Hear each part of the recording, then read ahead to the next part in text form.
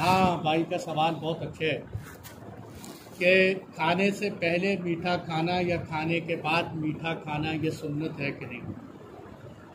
دیکھیے، یہ آپ صلی اللہ علیہ وسلم کے بارے میں روایت میں یہ تو آتا ہے، اماں جان عائشہ فرماتی ہیں کہ حضور صلی اللہ علیہ وسلم میٹھا اور شہد بہت پسند فرماتے ہیں۔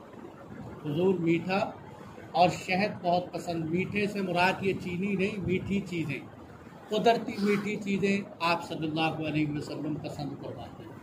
لیکن کہیں بھی یہ بات جو ہے اس طریقے سے ثابت نہیں کہ حضور کا معمول تھا کہ آپ ہر دفعہ کھانے کے بعد میٹھا کھاتے یا کھانے سے پہلے میٹھا کھاتے تھے۔ یہ حضور صلی اللہ علیہ وسلم کا معمول روایات میں نہیں ہے، اس لیے یہ عادات میں سے ہو سکتا ہے، سنتوں میں سے نہیں ہے۔ اور ہاں یہ بات تو ہے کہ حضرت اکراش ایک صحابی رسول فرماتے ہیں، حضرت اکراش فرماتے ہیں کہ میں آپ صلی اللہ علیہ وسلم کے ساتھ کھانا تناول فرما رہا تھا تو آپ صلی اللہ علیہ وسلم نے کھانے کے بعد کھجور کھائی، تو اس سے پتہ چلتا ہے کہ کھجور میٹھی چیز ہے۔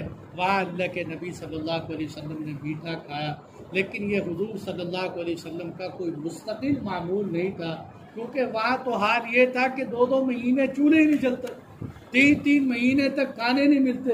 آج یہ جو ہم صحابہ کرام کی بات چیزوں کو نا پہلے دبا کے 1 گھنٹہ لگاتار 7-8 آئٹمیں کھاتے ہیں اور پھر میٹھا کھانے کے لیے کہتے ہیں جی میٹھا کھانا بھی سنت ہے، آپ کوئی سویٹ ڈش لاؤ جی میٹھا کھانا۔ تو صحابہ کرام نے بھوک کی زندگی برداشت کی، وہ کبھی کھجور مل جاتی صبح کو، کبھی شام کو۔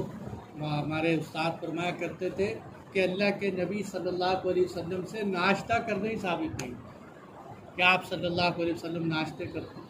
صحابہ کرام نے تو بھوک مشقت کی، یہ جو ہم ان پر پورا پیٹ بھر کے اس طرف پھر حدیثوں کی طرف جاتے ہیں نا، اس طرح کے فضائل کھانے کے لیے ہمیں اپنی کو نہیں لگانے چاہیے۔ اس لیے میٹھا کھانا نہ کھانے سے پہلے نہ کھانے کے بعد۔ ہاں بعض فقہا نے یہ لکھا ہے کہ کھانے سے پہلے اور کھانے کے بعد کسی نمکین چیز سے ابتدا کرنی چاہیے، لیکن یہ بھی مستحب تو کہہ سکتے ہیں، سنت نہیں۔ اور بھائی کسی